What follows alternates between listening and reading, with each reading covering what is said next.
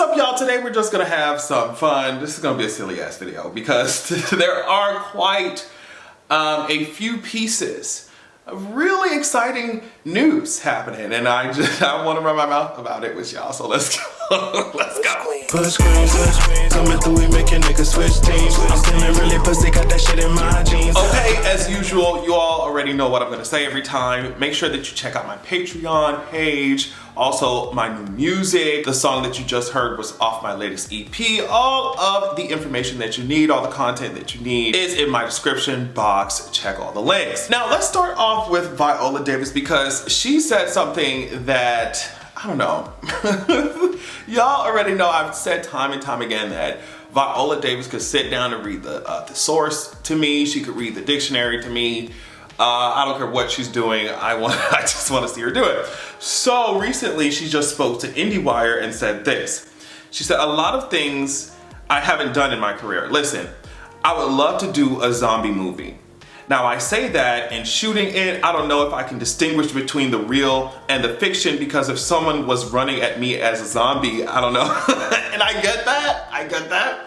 Because it's just like, okay, real or fake, somebody running at me and they look like that, bitch, you're gonna get a real reaction out of me. I'm just, sorry, like, bitch, I'm running. Anyway, she said, you might hear some stories, but I want a Train to Busan. That's what she said. I want my version of Train to Busan. I want to fight some zombies. That's what I want to do. And I'm just like, I don't know. What I'm about to say is about to be so corny, and I probably should not say this shit, but I can see Viola Davis, you know, asking somebody, why is there penis in the dead girl's phone? And then the dead girl wake up and take their phone and start running. Take their phone back. Like, first of all, why the fuck are you looking at my phone? Like, okay. Either way, I really, can you imagine her walking and imagine Ali's kidding in them heels, swinging around a fucking, a textbook from her fucking law class, beating up these fucking zombies. Like, give Viola Davis what she wants. I don't care if Viola Davis want to be a fucking superhero. We already see that she does not mind, you know, getting physical and women get, like, we know what Miss Mamas is capable of, especially acting. Give her a good script. Get these girls in their prosthetic makeup. Like, give the queen what she asked for. I already know. First of all, I can imagine that there are probably already writers, creative writers who may not be super huge names or whatever yet. But I can just imagine that there's some black creative out there somewhere who has written this whole, like, I don't know if it's a, can you imagine if Viola Davis is like a vampire or something either? But anyway, I can imagine that there are black creators everywhere who've written Viola Davis, you know, in their scripts, in their head, like they have a script. They're like, damn, I want Viola to do this. But I just hope that Viola, especially with her production company and stuff, I hope she gets what she wants. Because I would love to see Miss Mama swinging that bat around. Swinging something around. So the zombie movie is called Train to Busan, but I think what we can do, what we can whip up for Viola is a movie called Train to Atlanta, okay? Train to ATL. And on that train, I don't know if she got to protect a son, a daughter, or whoever she got to protect. She has somebody to protect. And on that train, she has to fight undead scammers. And it's gonna be tough. It's gonna be tough because they be out here in ATL, all right? It's gonna be tough. Viola, you got your work cut out for you. But if you can survive a train to ATL, you can survive anywhere. So we can get a sequel, all right? But I think that my idea is really good. Undead scammers trying to come for Viola Davis and her wig, and maybe, like I said, if she has a child or something to protect in the movie, that would really motivate me. But Undead Scammers Train to ATL, box office hit already. Okay, I'm so serious. Okay, real quick, I know I keep talking about The Little Mermaid, but it just gives me so much joy that, first of all, The Little Mermaid is Halle.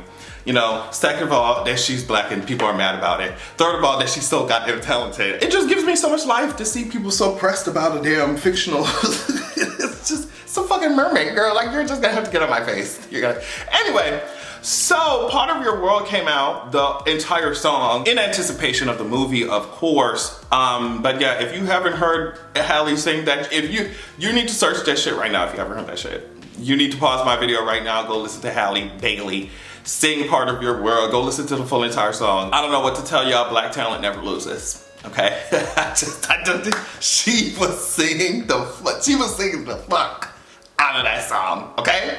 And I saw these pictures as well, and she looked and she looked absolutely gorgeous. I love the concept of this. She's pissing the racists off, right? She's pissing these racist bitches off while simultaneously singing down. I wish I could put a clip of the song in this video, but I know Disney, that greedy ass mouse is gonna come. Do you hear what I'm saying? There is going to be a knock at my door. It's gonna be a 6'5" mouse at my goddamn door. She gonna hold up a gun to my head and say, look, just because we had a couple of you faggots kiss in some of our movies sometimes, doesn't mean that you can put the music in your YouTube videos. We gonna take all this shit down, take this shit out. So I don't mess with greedy mice.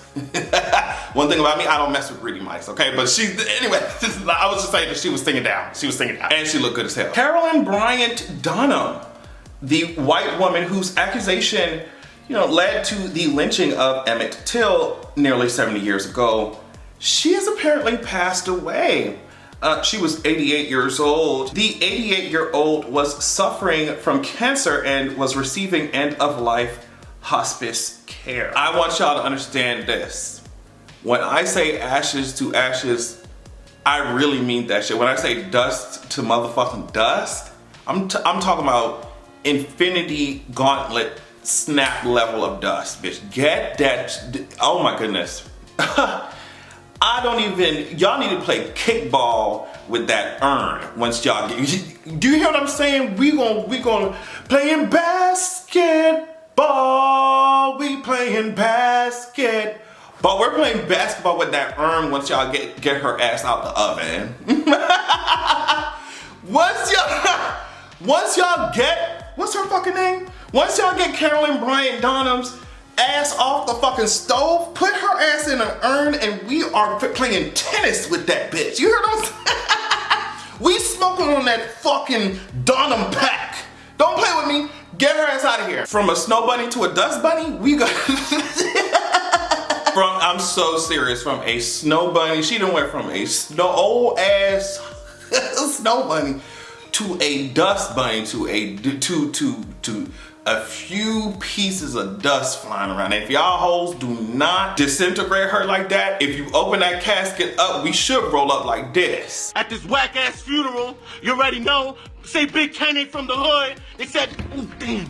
They said Big Ken ain't the big homie. Y'all already know where I'm from, B. Look at this ugly nigga, B. Word of my mother, I won't smack this nigga right here. Say I won't smack this nigga. Ooh, nigga.